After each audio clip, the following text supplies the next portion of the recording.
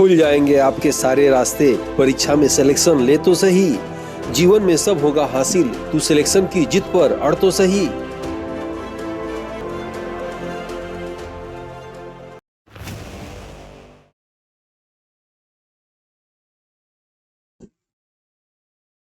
Aditya classes exam गुरु channel में आप सबका स्वागत है।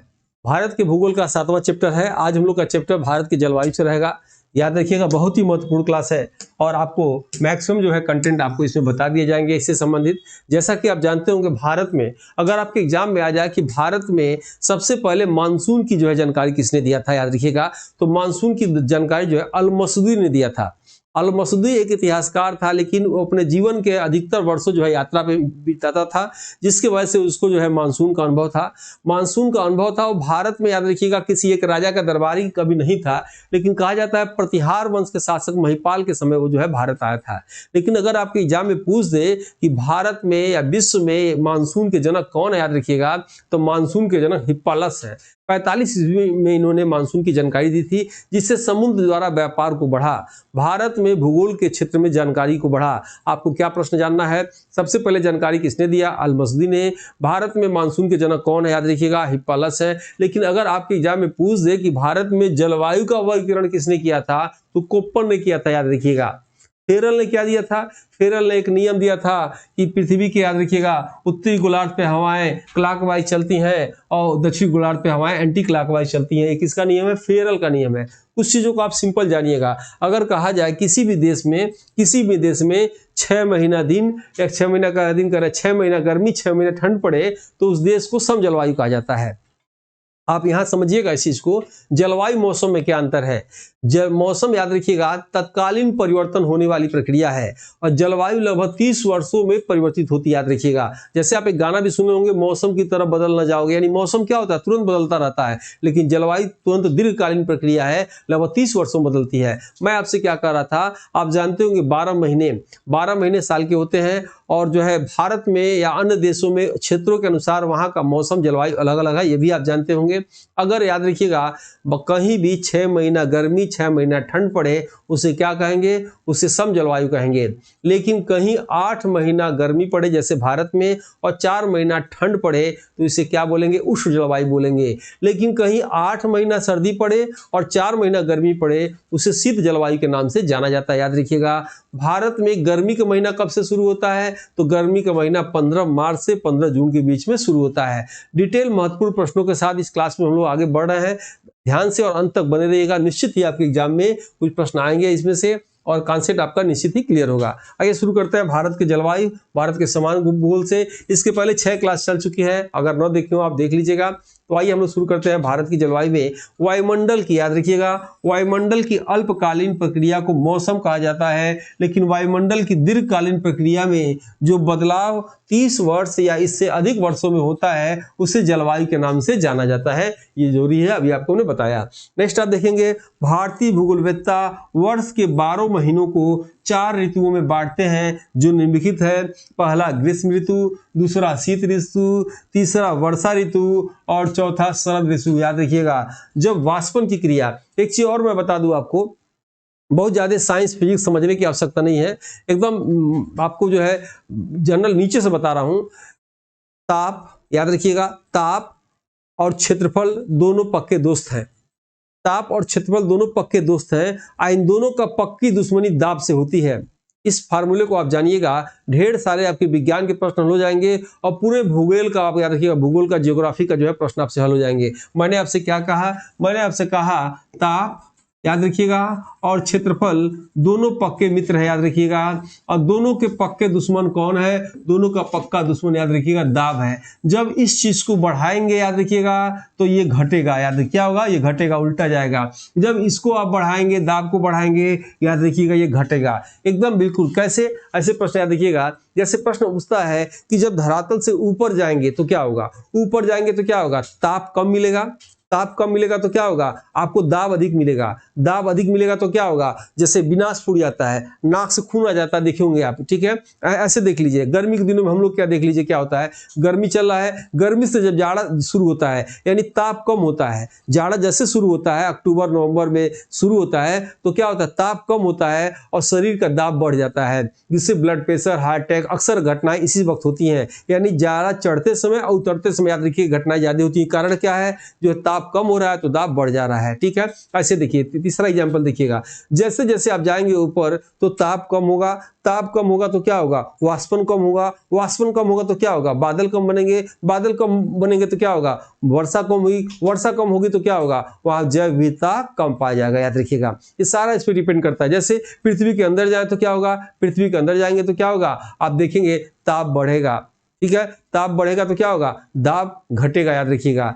ठीक वैसे ही जैसे कोई कील लीजिए, कील को जो है दीवार पे जो है ठोकिए, उसके आगे का हिस्सा यानी उसके आगे का क्षेत्रफल कम करेंगे, नुकीला करेंगे तो क्या होगा, आसानी से चला जाएगा। आगे का हिस्सा यानी क्षेत्रफल बढ़ाएंगे तो क्या होगा, दाब उसके अंदर नहीं जाएगा, ठीक है। इसी सिद्धांत पे आप देखे होंगे आर्किमिडीज का सिद्धांत काम करता है, या कील समुद्र में डूब जाती है। खैर साइंस के विषय बाद में पढ़ेंगे, यहाँ हम लोग पढ़ेंगे ताप से और दाब से, इससे मतलब है, ठीक है। आप समझ गए। एक और प्रश्न आता है, ये अधिक ऊंचाई पे जाने पर, अधिक ऊंचाई पे जाने पे क्या होता है कि जो है खाना जल्दी पक जाता है, ठीक है। आप देखे होंगे वहां बहुत ज्यादा प्रेशर कुकर की आवश्यकता नहीं होती है, क्यों, क्योंकि जो है वहां ताप कम होता है और दाब अधिक होता है, इसलिए खाना जो है आसानी से पक जाता है। यहाँ आप देखेंगे 4 ऋतु यहाँ कहा जा रहा है, इसके लिए मैंने इतना बड़ा लेक्चर दिया कि वर्षा ऋतु, आता हुआ मानसून किसे कहेंगे और जो है लौटता हुआ मानसून किसे कहेंगे। आता हुआ मानसून तो याद रखिए केरल में होता है, 7 जून को होता है। भूमध्य रेखा से याद रखिएगा जो वाष्पन की क्रिया होती है उससे आता हुआ मानसून होते हैं। और जो है लौटता हुआ मानसून किसे कहा जाता है, जाड़ों के दिनों में जब बंगाल की खाड़ी में वाष्पन होता है, याद रखिएगा जब वाष्पन होता है तो वहां से जब हवाएं टकराती हैं तो बारिश के रूप में चेन्नई या उसके आसपास के क्षेत्रों में भारी वर्षा करती हैं, याद रखिएगा। इसे ही लौटता हुआ मानसून के नाम से जाना जाता है। याद रखिएगा पृथ्वी जल्दी गर्म होती है, यानी धरातल जल्दी गर्म होती है, जल्दी ठंड होती है, इसलिए यहाँ मौसम का असर भी दिखाई देता है। लेकिन समुद्र के किनारे आप जाएंगे तो बहुत ज्यादा आपको मौसम का असर दिखाई नहीं देगा, क्यों, क्योंकि समुद्र देर से गर्म होता है और देर से ठंड होता है, याद रखिएगा। इसीलिए समुद्र किनारे रहने वाले लोग बहुत ज्यादा मौसम का याद रखिएगा अनुभव नहीं कर पाते हैं, ये इसका एक प्रमुख कारण है। आइए इसमें आगे देखा जाए, नेक्स्ट कारण क्या है, यदि 12 माह में 8 माह गर्मी 4 माह सर्दी रहे तो उस देश की जलवायु को उष्ण जलवायु कहा जाता है। जैसे भारत की जलवायु, यदि किसी देश में 6 माह गर्मी 6 माह सर्दी पड़े तो उस देश की जलवायु को सम जलवायु के नाम से जाना जाता है। आप जानते होंगे 21 मार्च 23 सितंबर, याद रखिएगा, भूमध्य रेखा पर जो इसे विषुव क्षेत्र कहा जाता है, भूमध्य रेखा या विषुवती रेखा पर विषुव क्षेत्र मतलब क्या, सूर्य की किरणें याद रखिएगा बराबर मात्रा में पड़ती हैं, जिस कारण से दिन और रात बराबर होते हैं, ठीक है। आइए नेक्स्ट इसमें देखते हैं, यदि किसी देश में 4 माह गर्मी 8 माह सर्दी पड़े तो उस देश की जलवायु को शीत जलवायु के नाम से जाना जाता है। समुद्र तटीय क्षेत्र को समकारी जलवायु कहते हैं, क्योंकि समुद्र देर से गर्म होता है और देर से ठंडा होता है, इसलिए समुद्र का किनारे का मौसम लगभग समान होता है, याद रखिएगा। नेक्स्ट आप देखेंगे, धरातल पर अधिक गर्मी अधिक सर्दी पड़ने का प्रमुख कारण यही है कि धरातल जल्दी गर्म होती है और जल्दी ठंड होती है। याद रखिएगा, अभी मैंने आपको बताया भी था, तापमान के विपरीत हमेशा दाब होता है। जैसे धरातल से ऊपर जाने पे ताप कम होगा लेकिन दाब अधिक होगा, धरातल से नीचे जाने पर ताप अधिक होगा और दाब कम होगा। आप द्वार का नाम सुने होंगे, बुग्याल का नाम सुने होंगे, ये सब क्या है, मर्ग, गर्ग, गुलमर्ग, ये सब क्या है, घास के मैदान है। ये तो ना तो बहुत ऊपर है ना ही नीचे है, याद रखिएगा। यानी यहाँ वर्षा होती भी है, बहुत ज्यादा भी नहीं होती है, जिस कारण से जो है यहाँ घास के मैदान अधिक पाए जाते हैं। घास के मैदान अधिक पाए जाने से क्या लाभ होता है, वहां पशुपालन की प्रक्रिया बहुत अच्छी होती है। पशुपालन से क्या होता है, वहां दूध और मांस की बिक्री जो है वहां पे बढ़ जाती है, याद रखिएगा। पशुपालन उन क्षेत्रों में होता है जहां जो है बहुत ऊंचाई भी ना हो, याद रखिएगा, बहुत उसका नीचा भी ना हो, ठीक है। नेक्स्ट आप देखेंगे इसमें से, इसलिए गर्मी के दिनों में ताप अधिक होने पर कभी कभी दाब कम हो जाता है, जिस कारण से नाक से खून आने लगता है। ऊंचाई पर पहाड़ों पर जाने पे ताप कम होने पर दाब अधिक हो जाता है। आप सबको जलवायु और मौसम को ठीक से समझने के लिए ताप का उल्टा दाब होता है, याद होना चाहिए, याद रखिएगा। जैसे भूमध्यरेखीय क्षेत्र का तापमान अधिक होने के कारण जल गर्म होता है, जिससे वाष्पीकरण की प्रक्रिया तेजी से होती है। परिणाम स्वरूप बादल बनने के कारण वर्षा उस क्षेत्र में अधिक होती है। यही कारण है कि भूमध्यरेखीय क्षेत्र में संवहनी वर्षा या सदाबहार वन पाए जाते हैं। जैसे आपसे यदि कहा जाए कि अगर इस पृथ्वी की बात करें, इस पृथ्वी पर आपको बताया गया था 0 अंश पे भूमध्य रेखा विषुवती रेखा है और 5 अंश ऊपर, याद रखिएगा 5 अंश नीचे इस क्षेत्र को डोल्ड्रम क्षेत्र कहते हैं। इस डोल्ड्रम क्षेत्र की विशेषता क्या है? इस डोल्ड्रम क्षेत्र की विशेषता यह है कि सूरज की किरणें, याद रखिएगा, बराबर मात्रा में लगभग जो है वर्ष के मैक्सिमम महीनों में पड़ती है। सूरज यहाँ रहे कहीं भी रहे, तो जिस कारण से यह क्षेत्र क्या होता है, बहुत गर्म होता है। गर्म होने से कारण क्या होता है, याद रखिएगा, यहाँ पे वाष्प बनता है। वाष्प बनने से क्या होता है, वर्षा होती है। वर्षा से क्या होती है, याद रखिएगा, यहाँ जैव विविधता अधिक है, तो कह सकते हैं यहाँ पे क्या, जैव विविधता सबसे अधिक है। कहाँ? इस विषुव क्षेत्र में, डोल्ड्रम क्षेत्र में। यहाँ तापमान अधिक है, कह सकते हैं। यहाँ पे याद रखिएगा संवहनी वर्षा होता है और ऐसे क्षेत्रों में फल भी अधिक होता है। जैसे भूमध्य परिमेखला क्षेत्र में, यानी भूमध्य सागर के चारों ओर के क्षेत्र में, याद रखिएगा, बहुत अच्छी तरह से फल होता है। आप जानते होंगे भारत में 2025-26 के बजट में इसको, याद रखिएगा, भारत को फूड की टोकरी बनाने का भी लक्ष्य रखा गया है, क्योंकि भारत में भी ऐसी जलवायु पाए जाते हैं। नेक्स्ट आप देखेंगे, ये टेस्ट है, याद रखिएगा, जो लोग नहीं लिए हैं ले लीजिए। 2000 रुपए का टेस्ट है, 999 में दिया जा रहा है। 1 वर्ष इसकी वैलिडिटी है, याद रखिएगा। इसमें पर डे 9 से 11 रात को टेस्ट होता है और टेस्ट में आप रैंक देख सकते हैं, कौन सा रैंक आपका यूपी में है, जीएस की कितनी अच्छी तैयारी है। याद रखिएगा, इसमें daily test, video classes, theory classes, e PDF, solver paper, weekly guideline और एक सेक्शन चलता है, पूछताछ क्लास चलने जा रहा है इसमें, यानी सब कुछ आपको रटवा दिया जाएगा। स्पेशल ये एलटी ग्रेड जीआईसी प्रवक्ता जीडीसी के लिए बनाया गया है, लेकिन आप जीएस की तैयारी करना चाहते हैं तो किसी भी एग्जाम के लिए आप ये बैच को ले सकते हैं। टक्कर बैच नाम है और इसे प्ले स्टोर से, याद रखिएगा, डाउनलोड कर सकते हैं, आदित्य क्लासेस एग्जाम गुरु, या इस नंबर पे फास्ट टेस्ट लिखेंगे तो आपको इसकी लिंक भेज दी जाएगी।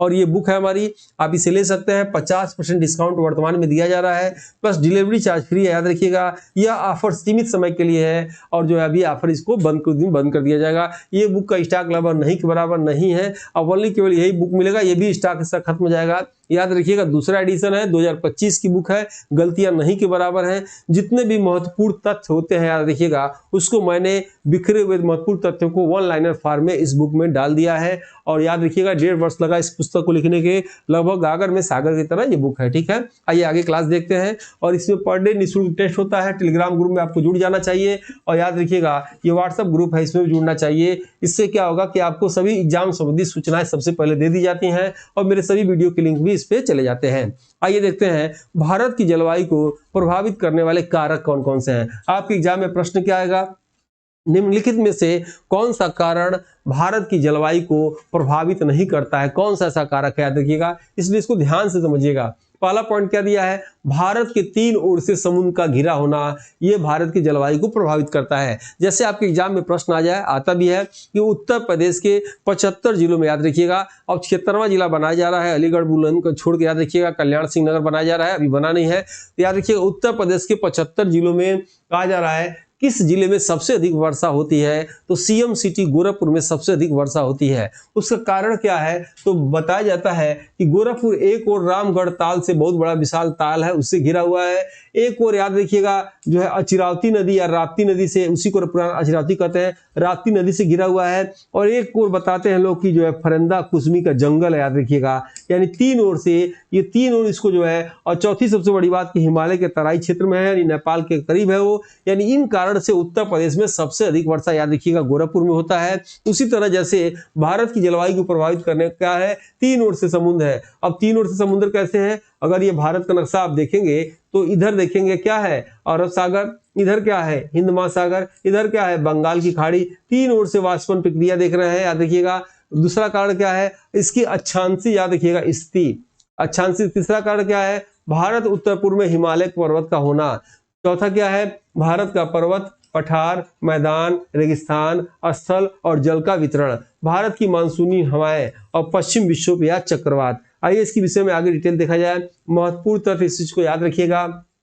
उत्तरी गोलार्ध के ऋतु के अंतर्गत भारत देश का विकसित ऋतु याद रखिएगा दक्षिण गोलार्ध में है, ऑस्ट्रेलिया देश में है। जैसे प्रश्न कई बार आ चुके हैं, यदि क्रिसमस का त्यौहार भारत जाड़े के दिनों में मना रहा है तो कौन सा देश जो है यह त्यौहार गर्मी के दिनों में मना रहा होगा, तो वह देश कौन सा है? ऑस्ट्रेलिया। यह प्रश्न आ चुका है, इसलिए फिर से इसको रिपीट कर रहे हैं। उत्तरी गोलार्ध के ऋतु के अंतर्गत भारत के देश का विपरीत ऋतु दक्षिण गोलार्ध में ऑस्ट्रेलिया देश का होता है। 15 मार्च से 16 जून के समय को ग्रीष्म ऋतु समय के नाम से जाना जाता है।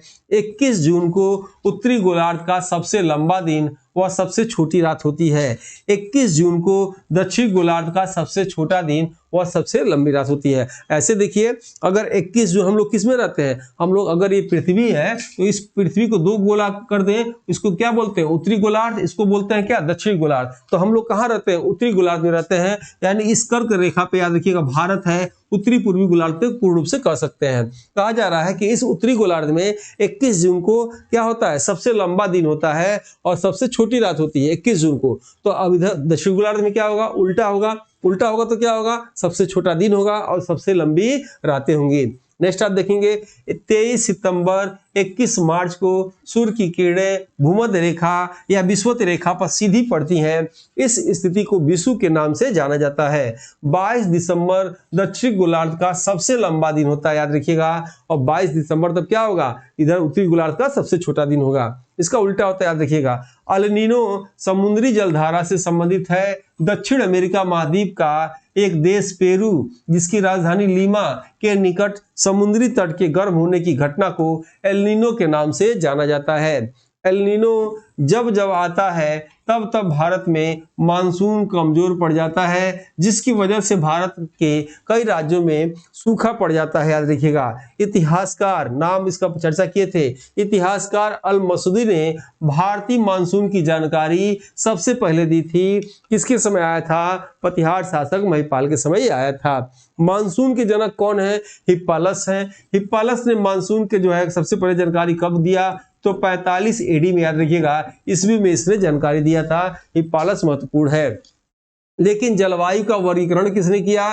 तो जलवायु का वर्गीकरण कोपेन ने किया था। इंपॉर्टेंट है ये लाइन, याद रखिएगा। वैज्ञानिक फेरल के अनुसार उत्तरी गोलार्ध पर पवनें क्लॉकवाइज और दक्षिण गोलार्ध पर पवनें एंटी क्लॉकवाइज बहती हैं। इसी को फेरल का नियम कहा जाता है। भारत के सभी राज्यों में मानसून सबसे पहले केरल राज्य में आता है, याद रखिएगा, जिसे आता हुआ मानसून के नाम से जाना जाता है, जो जून के प्रथम सप्ताह में आता है। नेक्स्ट आप देखेंगे, भारत की जलवायु को उष्णकटिबंधीय मानसून प्रकार कहा जाता है। भारत में ग्रीष्मकालीन मानसून में सबसे अधिक वर्षा पश्चिमी तट पर होता है। भारत में सबसे अधिक चक्रवात तूफान उड़ीसा राज्य में आता है। एकदम याद होना चाहिए, पूछा हुआ कई बार। 150 से 300 किलोमीटर प्रति घंटा की रफ्तार से जो क्षोभ मंडल में पश्चिम से पूरब की ओर चलने वाले पवन को जेट स्ट्रीम के नाम से जाना जाता है। ग्रीष्म ऋतु में तापमान अधिक होने के कारण हवाएं गर्म हो जाती हैं, जिससे लू के नाम से जाना जाता है, याद रखिएगा। लू केवल उत्तर भारत में चलता है। अब इस लू का नाम अलग अलग राज्यों में अलग अलग है, यानी अलग अलग राज्यों या उत्तर गोलार्ध के कुछ देशों में भी अलग अलग इसका नाम है। आइए सबसे पहले हम लोग भारत की बात करेंगे।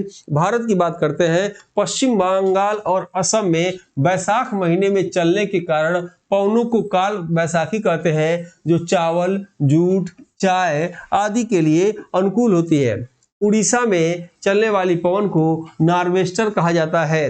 केरल और कर्नाटक में ग्रीष्म काल में पवनों को आम्र वर्षा के नाम से जाना जाता है। इसलिए कहा जाता है इस वर्षा से जो है, क्योंकि इस वर्षा से आम की प्रजाति अच्छी होती है। कॉफी, याद रखिएगा, कॉफी के कृषि के लिए लाभकारी पौधों को चेरी ब्लॉसम के नाम से जाना जाता है। और काफी सबसे अधिक कहाँ होता है भारत में? कर्नाटक में होता है, आप जानते भी होंगे।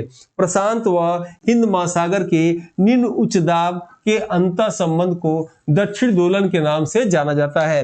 कर्नाटक में सबसे अधिक क्या होता है? रेशम होता है, कॉफी होता है, सूरजमुखी हो रहा है, देखिएगा, मक्का भी होने लगा है। सबसे अधिक सोना की खान जो है, याद देखिएगा, जो है कर्नाटक से कोलार रायचूर की हड्डी के स्थान से निकाला जाता है। नेक्स्ट आप देखेंगे, उच्च दाब होने पर पवन निम्न दाब की ओर चलती है, जिसे आते हुए मानसून के नाम से जाना जाता है। जो जून में भारत में मानसून आने का कारण होता है। मानसून के समाप्त होने या पीछे हटने या लौट जाने को मानसून का वापसी या मानसून का निवर्तन या लौटता हुआ मानसून के नाम से जाना जाता है। लौटता हुआ मानसून बंगाल की खाड़ी से जल वाष्प लेकर उत्तर पूर्वी मानसून के रूप में जाड़े में चेन्नई तमिलनाडु के आसपास वर्षा करती है, जिसे लौटता हुआ मानसून के नाम से जाना जाता है।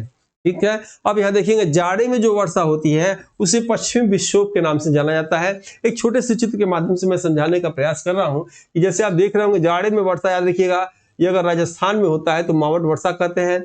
आप जानते होंगे इधर काला सागर है, भूमध्य सागर है, तो जो यहाँ वाष्पन होता है, वाष्पन के कारण जो फेरेल का नियम आपको बताया था क्लॉकवाइज चलता है, और फेरेल का नियम ऐसे जब चलेगा तो क्या होगा, हवाएं जो है 150 से 300 स्पीड में चलेंगी और जाड़े में वर्षा होगा। यही हवाएं जब इधर आएंगी तो बंगाल की खाड़ी में आप देखेंगे वाष्पन होगा। इस वाष्पन को लेकर याद रखिएगा जब ठंडी होंगी तो जाड़े में लौटते हुए मानसून के कारण क्या होगा, यहाँ तमिलनाडु चेन्नई में वर्षा करेगी। उसी चीज को यहाँ देखिए लिखा हुआ है कि राजस्थान में जाड़े की वर्षा में चने की फसल अच्छी होती है, इसलिए पश्चिमी विक्षोभ को मावट वर्षा के नाम को भी जाना जाता है। पवन हमेशा उच्च दाब से निम्न दाब की ओर चलती है, हमेशा याद रखिएगा। और पवन का नामकरण उसके आने की दिशा के हिसाब से किया जाता है। जैसे अगर याद रखिएगा पश्चिम से आएगा तो पछुआ कहा जाता है, पूरब से आएगा पुरुआ कहा जाता है। गांव में भी ऐसा शब्दों का प्रयोग करते हैं लोग। तो आइए इस चीज को देखा जाए, पवन का नामकरण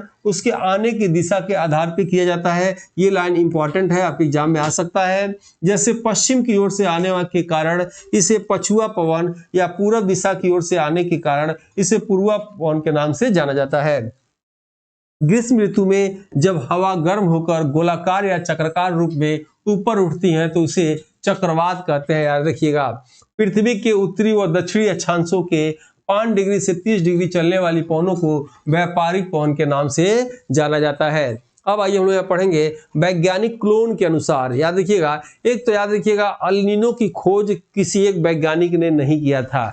अल नीनो की खोज याद रखिएगा मछुआरों ने किया था। बीच बीच में जो है भूगोलवेत्ता जो आए तो अपने अपने विचार देते गए, इसलिए कभी अल नीनो की खोज कोई बताए तो जो है वो गलत हो जाएगा। व्रिट्टी करके थे कोई एक भूगोलवेत्ता, उन्होंने जो है डिटेल इसकी जानकारी दी थी, उनका नाम क्लियर नहीं आ रहा। क्लोन देखिएगा, वैज्ञानिक क्लोन के द्वारा मानसून की उत्पत्ति संबंधित निम्नलिखित सिद्धांत दिए जा रहे हैं। पहला देखेंगे अल नीनो सिद्धांत। अल नीनो सिद्धांत क्या भाई, तो अल नीनो जो है जलधारा को हम्बोल्ट जलधारा के नाम से जाना जाता है। अल नीनो जो है जलधारा 25 दिसंबर के आसपास उत्पन्न होती है, इसलिए इसे ईसा का शिशु कहा जाता है। अल नीनो एक जलवायु संबंधित घटना है जो पूर्वी प्रशांत महासागर में सतही जल के समान रूप से गर्म होने का प्रतिनिधित्व एल नीनो सिद्धांत के द्वारा किया जाता है।